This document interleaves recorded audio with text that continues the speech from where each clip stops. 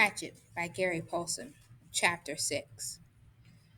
2 years before, he and Terry had been fooling around down near the park, where the city seemed to end for a time, and the trees grew thick and came down to the small river that went through the park. It was thick there and seemed kind of wild, and they had been joking and making things up, and they pretended they were lost in the woods and talked in the afternoon about what they would do. Of course, they figured they'd have all sorts of goodies like a gun and a knife and fishing gear and matches so they could hunt and fish and have a fire. I wish you were here, Terry, he thought. With a gun and a knife and some matches? In the park that time, they had decided the best shelter was a lean to, and Brian set out now to make one up. Maybe covered with grass or leaves or sticks, he thought. And he started to go down to the lake again, where there were some willows he could cut down for braces. But it struck him that he ought to find a good place for the lean to, and so he decided to look around first. He wanted to stay near the lake because he thought the plane, even deep in the water, might show up to somebody flying over, and he didn't want to diminish any chance he might have of being found. His eyes fell upon the stone ridge to his left, and he thought at first he should build his shelter against the stone. But before that, he decided to check out the far side of the ridge, and that was where he got lucky. Using the sun and the fact that it rose in the east and set in the west, he decided that the far side was the northern side of the ridge. At one time in the far past, it had been scooped by something, probably a glacier, and this scooping had left a kind of sideways bowl back in under a ledge. It wasn't very deep, not a cave, but it was smooth and made a perfect roof, and he could almost stand in under the ledge. He had to hold his head slightly tipped forward at the front to keep it from hitting the top. Some of the rock that had been scooped out had also been pulverized by the glacial action, turned into sand, and now made a small sand beach that went down to the edge of the water in front and to the right of the overhang. It was his first good luck. No, he thought. He had good luck in the landing, but this was good luck as well, luck he needed. All he had to do was wall off part of the bowl and leave an opening as a doorway, and he would have a perfect shelter, much stronger than a lean to and dry because the overhang made a watertight roof. He crawled back in, under the ledge, and sat. The sand was cool here in the shade, and the coolness felt wonderful to his face, which was already starting to blister and get especially painful on his forehead with the blisters on top of the swelling. He was also still weak. Just the walk around the back of the ridge and the slight climb over the top had left his legs rubbery. It felt good to sit for a bit under the shade of the overhang in the cool sand.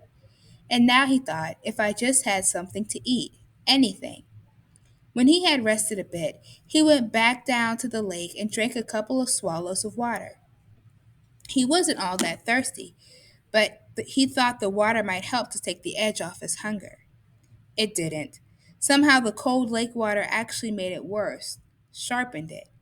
He thought of dragging in wood to make a wall on part of the overhang, and picked up one piece to pull up, but his arms were too weak. And he knew then that it wasn't just a crash and injury to his body and head. It was also that he was weak from hunger. He would have to find something to eat. Before he did anything else, he would have to find something to eat. But what? Brian leaned against the rock and stared out at the lake. What in all of this was there to eat? He was so used to having food just be there, just always being there. When he was hungry, he went to the ice box or to the store or sat down to a meal his mother cooked. Oh, he thought, remembering a meal now. Oh. It was last Thanksgiving, last year, the last Thanksgiving they had as a family before his mother demanded the divorce, and his father moved out in the following January. Brian already knew the secret, but did not know it would cause them to break up, and thought it might work out. The secret that his father still did not know, but that he would try to tell him when he saw him.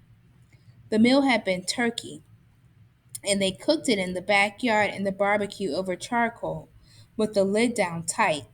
His father had put hickory chips on the charcoal, and the smell of the cooking turkey and the hickory smoke had filled the yard.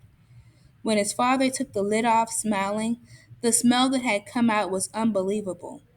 And when they sat to eat, the meat was wet with juice and rich and had the taste of smoke in it. He had to stop this. His mouth was full of saliva and his stomach was twisting and growling. What was there to eat? What had he read or seen that had told him about food in the wilderness? Hadn't there been something? A show, yes, a show on television about Air Force pilots and some kind of course they took, a survival course. All right, he had the show coming into his thoughts now. The pilot had to live in the desert. They put them in the desert down in Arizona or someplace, and they had to live for a week. They had to find food and water for a week. For water, they made a sheet of plastic into a dew gathering device, and for food, they ate lizards. That was it. Of course, Brian had lots of water, and there weren't too many lizards in the Canadian woods, that he knew. One of the pilots had used the watch crystal as a magnifying glass to focus the sun and start a fire so they didn't have to eat the lizards raw. But Brian had a digital watch, without a crystal, broken at that, so the show didn't help him that much. Wait, there was one thing. One of the pilots, a woman, had found some kind of beans on a bush, and she had used them with her lizard meat to make a little stew in a can she had found. Bean lizard stew. There weren't any beans here, but there must be berries. There had to be berry bushes around. That's what everybody always said. Well, he'd actually never heard anybody say it, but he felt that it should be true. There must be berry bushes. He stood and moved out into the stand and looked up at the sun. It was still high. He didn't know what time it must be. At home it would be 1 or 2 if the sun were that high. At home at 1 or 2 his mother would be putting away the lunch dishes and getting ready for exercise class. No, that would have been yesterday. Today she would be going to see him. Today was Thursday, and she always went to see him on Thursdays. Wednesday was the exercise class, and Thursday she went to see him. Hot little jets of hate worked into his thoughts, pushed once, moved back. If his mother hadn't begun to see him and forced a divorce, Brian wouldn't be here now. He shook his head. Had to stop that kind of thinking. The sun was still high, and that meant that he had some time before darkness to find berries. He didn't want to be away from he almost thought of it as home, shelter when it came to be dark. He didn't want to be anywhere in the woods when it came to be dark, and he didn't want to get lost, which was a real problem. All he knew in the world was the lake in front of him, and the hill at his back, and the ridge. If he lost sight of them, there really was a good chance that he would get turned around and not find his way back. So he had to look for berry bushes, but keep the lake or the rock ridge in sight at all times. He looked up at the lake shore, to the north. For a good distance, perhaps 200 yards, it was fairly clear. There were tall pines, the kind with no limbs until very close to the top, with a gentle breeze sighing in them, but not too much low brush. 200 yards up there seemed to be a belt of thick lower brush, starting about 10 or 12 feet high, and that formed a wall he could not see through. It seemed to go on around the lake, thick and lushly green, but he could not be sure. If there were berries, they would be in that brush, he felt. And as long as he stayed close to the lake so he can keep the water on his right and know it was there, he wouldn't get lost. When he was done or found berries, he thought, he would just turn around so the water was on his left and walk back until he came to the ridge and his shelter. Simple. Keep it simple. I am Brian Robeson. I have been in a plane crash. I'm going to find some food. I'm going to find some berries. He walked slowly, still a bit pained in his joints and weak from hunger, up alongside of the lake. The trees were full of birds singing ahead of him in the sun. Some he knew, some he didn't. He saw a robin and some kind of sparrows, and a flock of reddish orange birds with thick beaks. 20 or 30 of them were sitting in one of the pines. They made much noise and flew away ahead of him when he walked under the tree. He watched them fly, their color a bright slash in solid green, and in this way he found the berries. The bird landed in some taller willow type of undergrowth with wide leaves and started jumping and making noise. At first he was too far away to see what they were doing, but their color drew him, and he moved toward them, keeping the lake in his sight on his right. And when he got closer, he saw they were eating the berries. He could not believe it was that easy. It was as if the birds had taken him right to the berries. The slender branches went up about 20 feet and were heavy, drooping with clusters of bright red berries. They were half as big as grapes, but hung in bunches much like grapes. And when Brian saw them, glistening red in the sunlight, he almost yelled. His pace quickened, and he was in them in moments, scattering the birds, grabbing branches, stripping them to fill his mouth with berries. He almost spit them out. It wasn't that they were bitter so much as they lacked any sweetness, had a tart flavor that left his mouth dry feeling. And they were like cherries in that they had large pits, which made them hard to chew.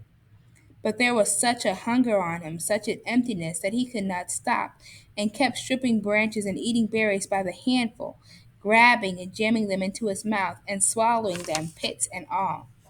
He could not stop, and when at last his stomach was full, he was still hungry. 2 days without food must have shrunken his stomach, but the drive of hunger was still there. Thinking of the birds and how they would come back into the berries when he left, he made a carrying pouch of his torn windbreaker and kept picking.